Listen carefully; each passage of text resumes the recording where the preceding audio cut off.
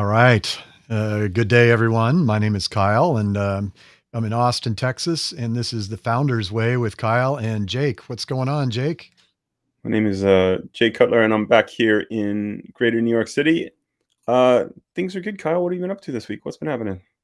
Oh, I'm just cooking down here in Austin.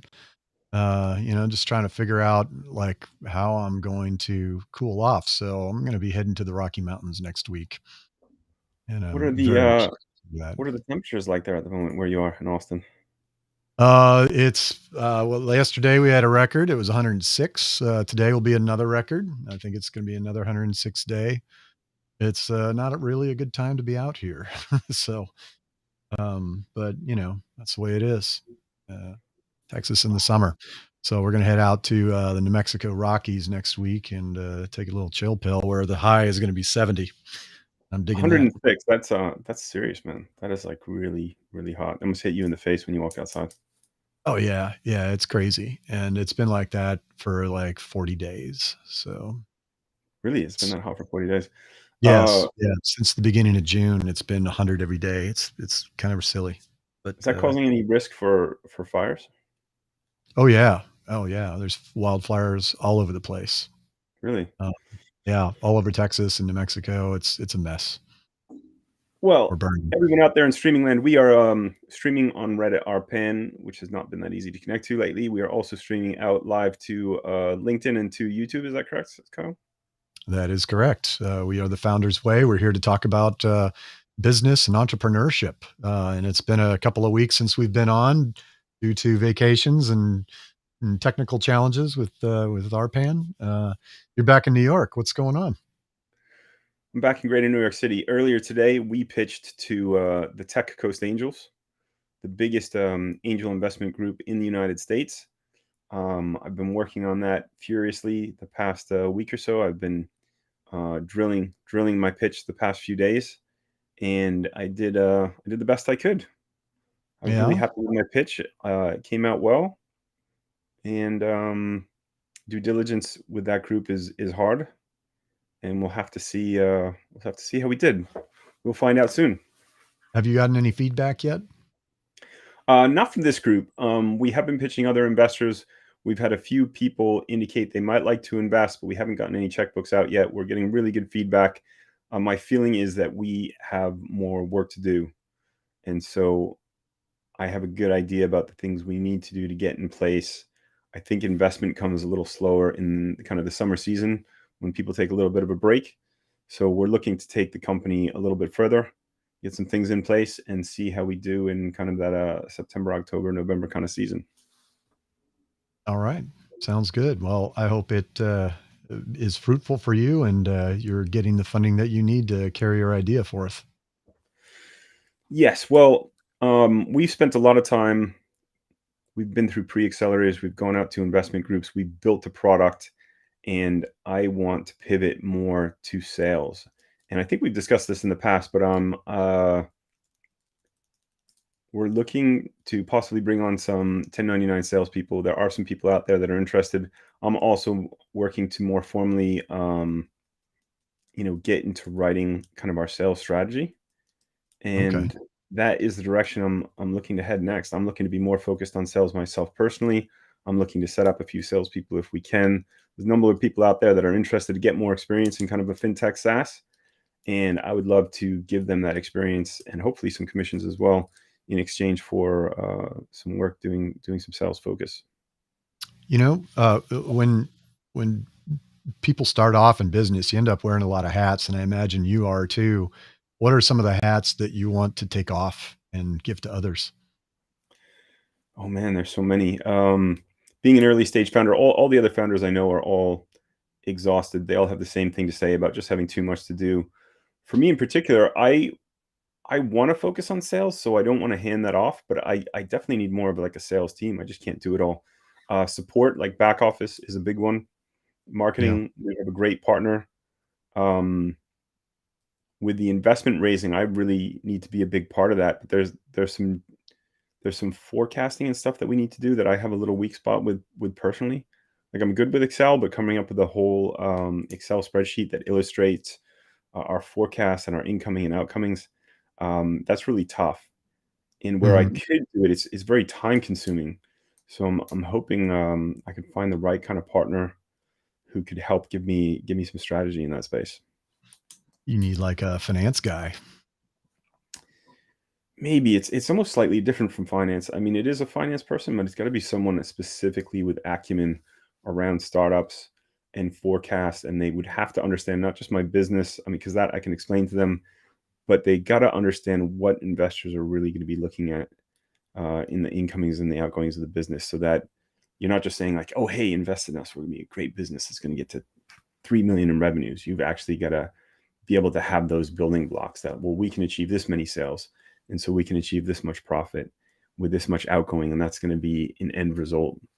And that full building block is something that I've still got to build out a bit more. Forecasting is such an interesting art and science in business. I think probably one of the most important, and there's so many ways that can go wrong. I've seen a lot of forecasts. I've done a lot of forecasts, but I've seen so many that just assume that their business is going to grow at this pace, like this, and specifically like the rate of sales closures, right? There's these wild assumptions about like what the sales funnel looks like and how many is going to close, and that the business is going to grow to be like a huge chunk of the economy in 3 years. And it's hard to believe, and I think there's not a lot of reality built into the forecast about like how difficult it is to build a funnel from scratch. Who does your books internally when you open and close business? Um, how are you doing that, or who's helping you do it? I have a bookkeeper. You have a bookkeeper, but Yeah, you must do a certain amount. Do you use a spreadsheet? Do you use QuickBooks, and then use work on that with QuickBooks. your accountant? Yeah, yeah, and QuickBooks is really just more of a backward looking type of thing. When it comes to forecasting, I do that in Excel. But unfortunately, with my business in particular, it's very difficult to forecast, and it's an extremely simple business in the end. I've got that's what I like about it. I've got a real simple funnel and a small number of deals, and in the end, it's so hard to predict. Do you Um, take any kind of ongoing income in the franchise space, or is it all just a kind of a one point commission?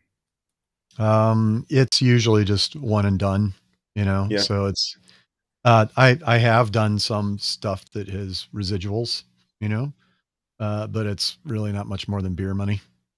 The bread and butter is on the one and done, so it's kind of a constant hunting, and really what it is systematizing the marketing, right? How can I get in front of as many relevant potential prospects as possible?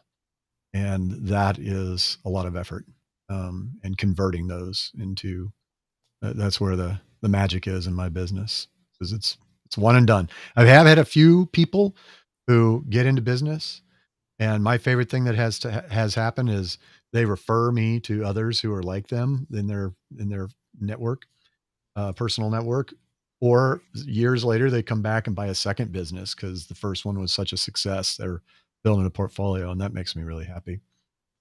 That is a good customer, I imagine. Oh, yeah, they're the best. I know People you've exactly who worked they with are. before, and they have some acumen, and they've been successful, Yeah, and they you have know the no fear with them. process. We just, dive right into the process again, and we find another one and do it again. It's pretty rare, but it happens occasionally. And it's often spread out by, like, 5 to 8 years between, so it's not something that you can just count on as a steady stream. So how are you finding your customers? Because I think you're regional, and obviously you just mentioned referrals, so you get referrals in. Um, are you Um, just doing regional, or do you help people in other states? I do, but mainly I'm looking for people that are in Texas, but I can help anybody anywhere, really. But you hit But a you hit a lot of expos, is that correct? I have done some expos. I haven't found them to be all that fruitful. One thing I did, for example, last night around 6 o'clock, I was at the Cedar Park Library in a suburb of Austin, working with SCORE, which is a nonprofit government funded organization that helps mentor entrepreneurs, score.org. and I'm a volunteer educator there. So, we put on a class, how to start a business successfully, myself and another SCORE educator, and so 2-hour seminar in the library, and 20 people showed up, and then a few of those are want to have talks about getting into franchising. So the funnel kind of starts there, and it narrows down to people show up, they want to talk, we qualify them, we actually get to a meeting, and then you go through the research process and close. That's kind of how it works. Referrals are my favorite, of course. I do those seminars a lot. I'll be at Fort Hood next week. Oh, speaking of which, we'll talk about this offline, but next Wednesday, I'll be at Fort Hood teaching. So you can see the problem there. But So what's your core channel for reaching out to people? So you do local shows and local events, and you do seminars, plus you get the yeah, referrals. What is yeah. your I mean, we're doing some streaming here. Do you do any general advertising, or is most of your stream of introducing business kind of going out and teaching and doing Yeah. seminars? So it's a mix, right? So the seminar circuit is really, the military bases, the public libraries, working with chambers of commerce, economic development departments, working with the Texas Workforce Commission, people that are out of work and thinking about starting a business then. I want to get them in a spot where they're at that place where they're retiring from the military, where they just got laid off, or, they're thinking about starting a business, but they don't know what to do. That's where I try to step in a face-to-face manner. But outbound stuff, I do LinkedIn, and I do pay-per-click and remarketing through Google AdWords. So I've got some, advertising strategies as well, and those are very expensive and hard to measure, quite frankly. Um, But it's something that you're sticking with. So you must have some level of results. Otherwise, you'd quit that. oh yeah, absolutely. The LinkedIn marketing actually has generated significant revenues for me over the past 2 years that I've been doing it. I started it during the pandemic. LinkedIn is a great resource for me. Before you move on though, with the Google and pay per click and retargeting, is that something that at this point, because you're pretty technical and good at this stuff, is that something that by this point you have set up and run yourself, or did you initially pay someone, or do you have someone that does that stuff for you?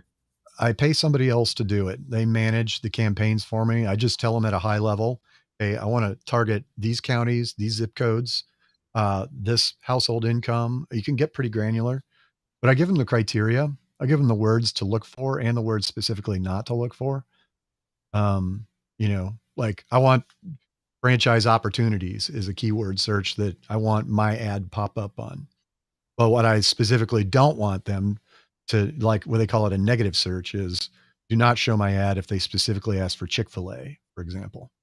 I don't want that.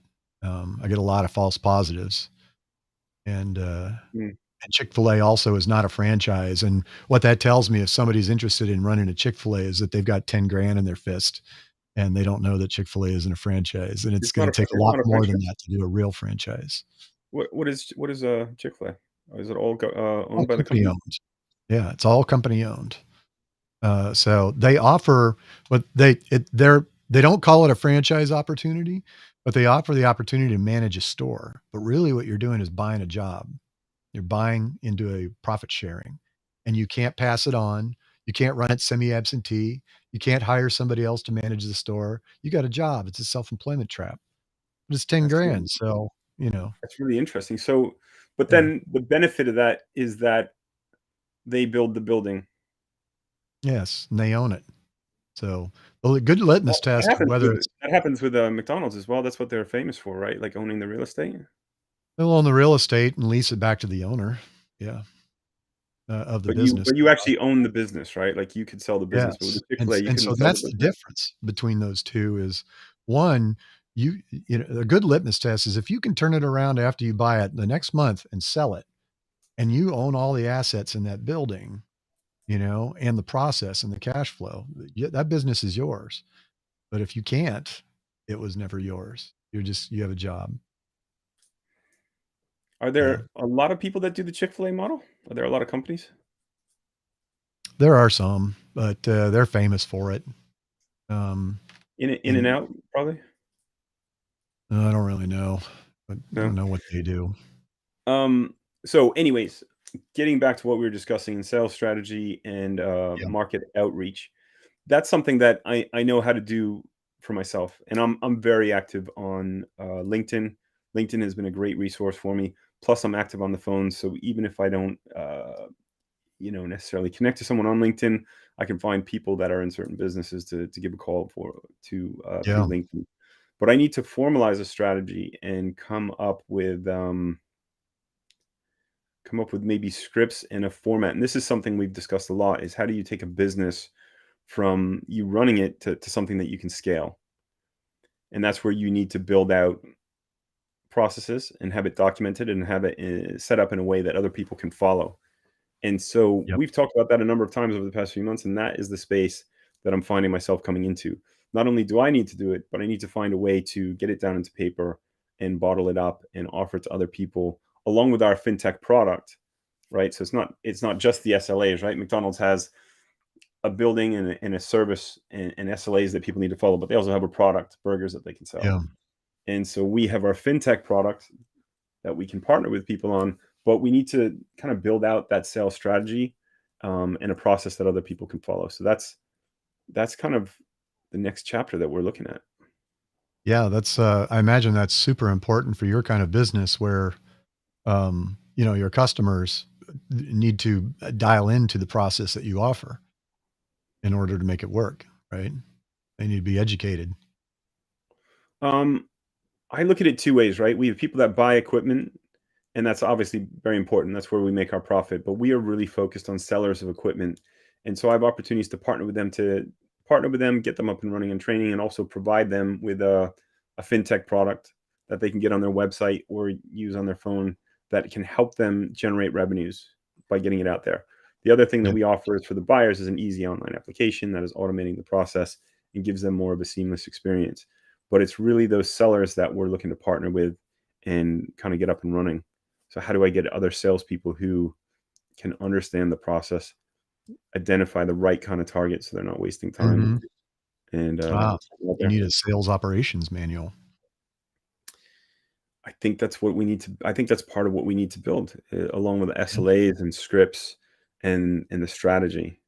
Yeah. Wow. That's absolutely what I do day to day. My ops manual is all about the sales as much as anything else. And everything that I have, for example, is all the scripts for LinkedIn, scripts for when I'm doing a client meeting, scripts for qualifying calls, and I still look at them after 12 years. I pull up the script every single time and I just follow it because I know that if I just follow it and I stick to it, it'll work. And if something isn't working, I'll change the script and try that. And So I have a younger guy I'm trying to get up and running. What I asked him to do was, to start to build like an objection book. So like when he starts to get objections, right, or anyone poses him with something that he doesn't know how to respond to, write it down so we can then discuss it, and I will teach you ways to deal with those situations and overcome yeah. them. Um, and so that is part of that process as well. Have you ever heard of Sandler? Have we had this conversation?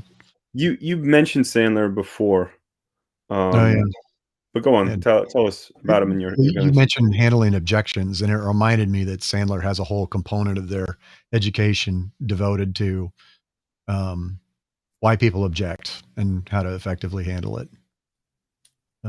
That's not specific to any one industry, but a more of the psychological component of objection. That Mm, is one of the things that makes a great salesperson. I think there's few and far between that really get the psychological acumen and implications of the sales. I found that I take it as somebody who is almost my business is almost completely sales at this point. I'm just now starting to admit it after a decade. And I'm a tech guy. What else did you think was part of it before? Fool It was no, it was always sales. I would just I just fooling fooling fooling in yourself. denial. I'm just in denial, that's all. Um, but I'm a tech guy, right? So, Yeah. I'm very much kinda nuts and bolts dude, and, the sales part was, kind of an afterthought, but when I really the formal training on it really helped me to actually systematize sales in a way so that it was like, "Oh, it's a process." and I'm not That's just where I am, man. That's mm, what I'm gonna try to figure out. I may have to speak to you about that offline. Now, previously, before Reddit took streaming from the front page from the tile, we used to get up to 20 and 30 viewers. We are fluctuating today 5 to 9, but all the same, we have some consistent watchers out there. We love to talk about business, and anyone that wants to chat, we have the chat open. We're open to any questions, or if you want to add to our discussion, we would love to invite you to be a part and to engage with us. So just wanted to throw that out there for the viewers we do have. absolutely. Well, let's see, how did you tell what, how many viewers we had? I guess I had to look in the right place, huh? Yeah, I'm over at RPAN, and I can see it fluctuating a little bit. Alright, And well, good. You know there's been some consistent conversations on the Reddit streaming subs, and we don't have to deep dive in that. But I think the feedback is pretty consistent. It can be hard to connect, and not being on the front page tile has an yeah, impact. yeah, that, definitely. But yeah, so if there's anybody out there got any questions, I was over at the library last night. Like I said, we had a room full of people, lots of really great questions, folks that are starting out for the first time and just asking the real basic stuff. And that's totally okay. I love addressing that in a public venue like that, whether it's, RPAN or in a library. You know, uh, and that's what we're here for, is for people who are thinking about starting a business. Um, one of the questions I got last night was, is a recession a good time to start a business? Mm. What are your thoughts on that? Well, the first business that I started was during a recession. And the second business that I started was during a recession.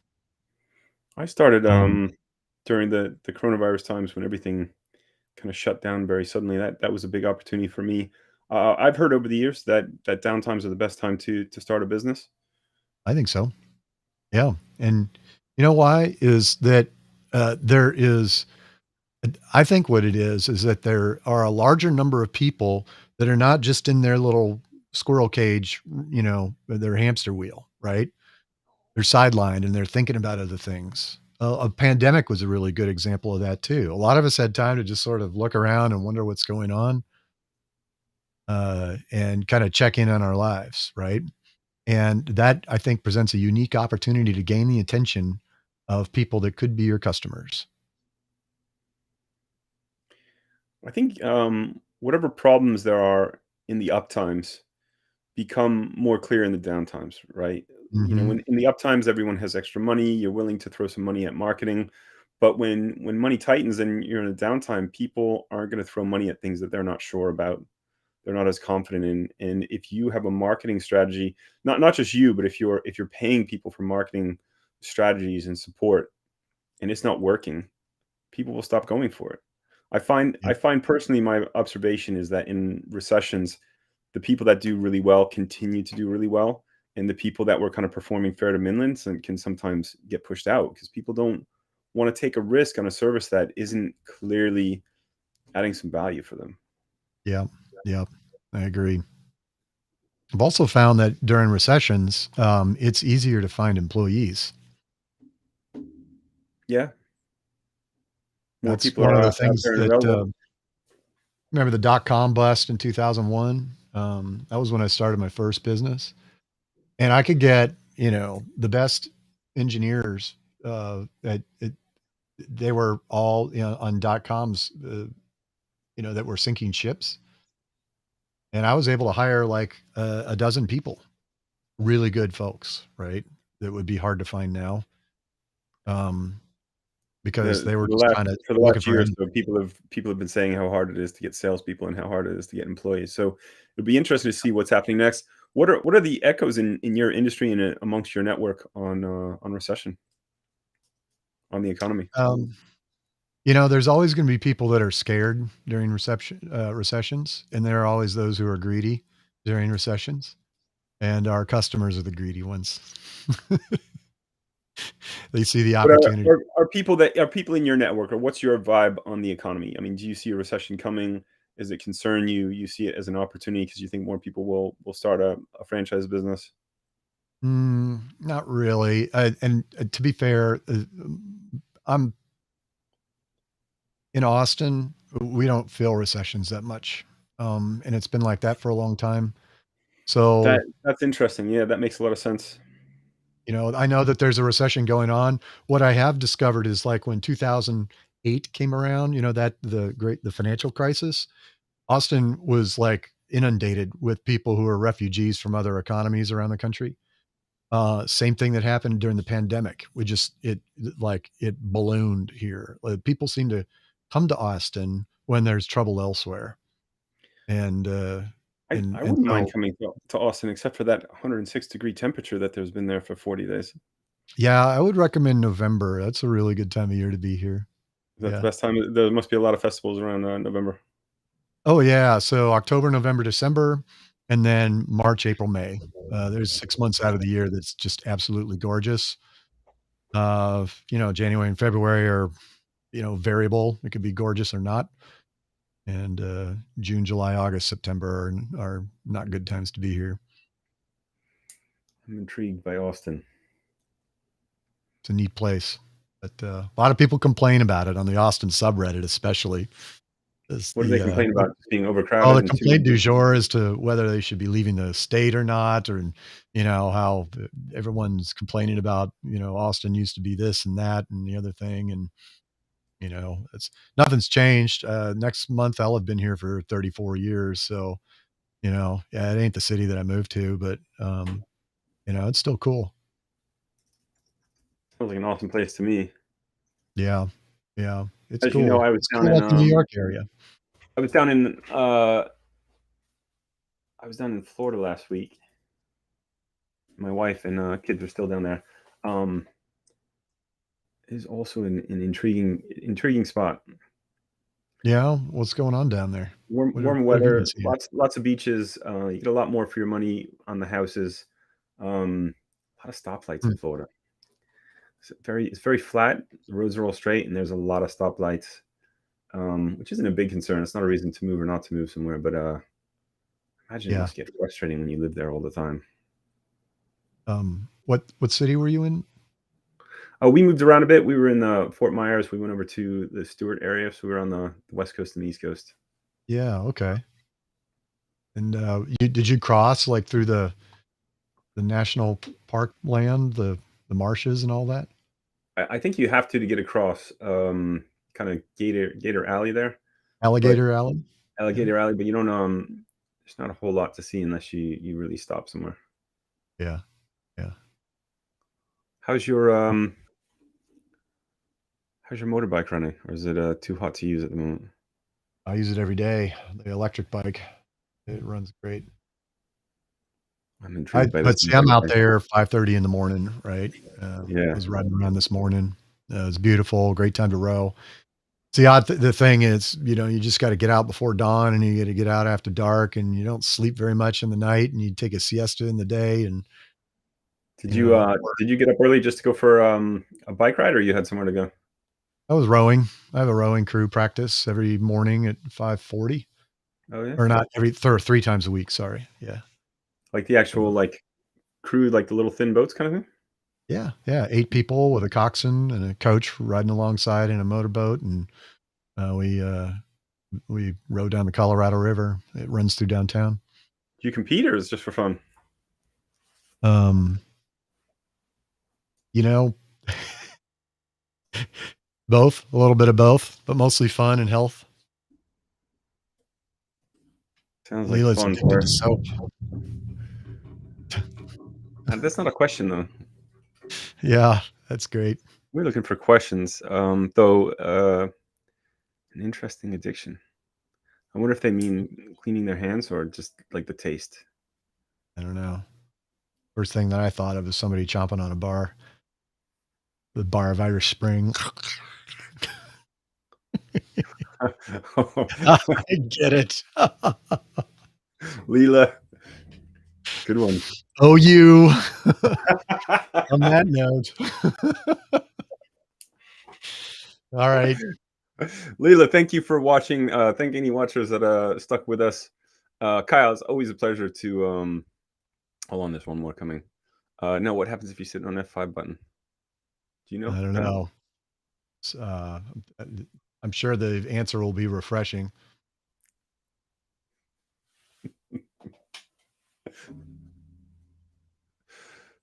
Oh, maybe we should do a podcast on bad jokes. Bad jokes or dad jokes? It's kind of somewhere in between, right? Is that 5 for refreshing? I'm waiting for the punchline. I think you were right though. Yeah. Well, while we're waiting, let's wrap it up. I think, we've had our half an You hour. nailed it. You nailed it. You'll become refreshing. Oh, Um, nice. Kyle, as always, absolute pleasure to speak with you. Everyone out in the audience in streaming world, thank you for sticking with us and having a discussion or listening to our discussion on business. And we will see you next week. We will be back at 12 or 1 East Coast time and You may 11 have or to, 12. skip next week, Oh, you're I'm busy next afraid to week. say, because I'm gonna be out at Fort Hood doing a class on military base, and I have no internet there, so, Are you back Thursday or Friday, or you're going kind of in the middle of the week? I'll be in, driving to New Mexico on Thursday, so, maybe we should do 2 weeks from today. Would that be Let's do alright? that, sir. Thank you, everyone out there in streaming land. Kyle, I will speak to you soon. Alrighty. Have a good one. Bye-bye.